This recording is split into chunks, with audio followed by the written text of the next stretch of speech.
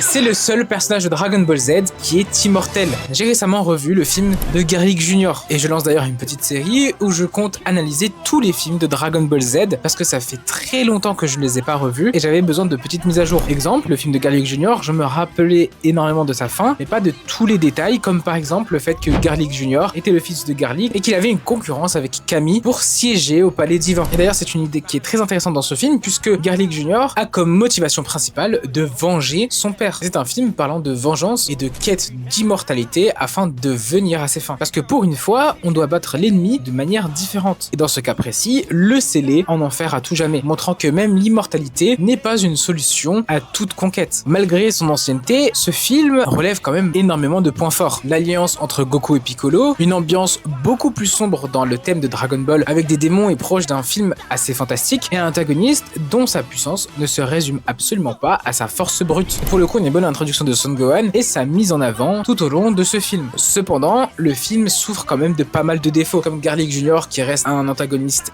pas très développé. On aurait pu avoir énormément de lore et faire un gros film dessus, même si je sais que ce n'est pas le but. Les combats, pour le coup, sont très courts et absolument pas le but du film premier. On doit avoir quelques enchaînements stylés et ça s'arrête là. Pour moi, ma scène préférée, c'est Goku contre les 3 sbires avec l'Union Bo. Ça s'arrête là. Le reste est assez catastrophique en termes de combat. Mais surtout, le film est impossible à placer dans la chronologie de Dragon Ball. On a une alliance de Goku, Piccolo, Krillin et Bulma savent à peu près qui est déjà Son Gohan, puisqu'ils ne posent pas trop de questions. Donc on peut, entre guillemets, penser que dans la chronologie de Dragon Ball, Goku et Piccolo s'étaient déjà alliés face à Raditz et l'ont battu, sans bien évidemment l'arrivée des Saiyans. Et donc le film se déroulerait à peu près à ce moment-là, sans que Goku, bien évidemment, ne soit mort. Possède quand même pas mal d'incohérences pour essayer de le placer dans la chronologie. Et je pense que comme tous les films de Dragon Ball Z, ce n'est pas le but d'essayer de les placer dedans, mais juste de profiter d'une histoire un peu alternative. C'est juste des gros what if. Et pour le coup, j'ai quand même passé un bon moment devant le film Garlic Jr. et je mettrai une note de 6,5 sur 10 pour ce film-là. Donc n'hésitez pas à vous abonner pour suivre les aventures des autres films qui viendront au fur et à mesure des vidéos.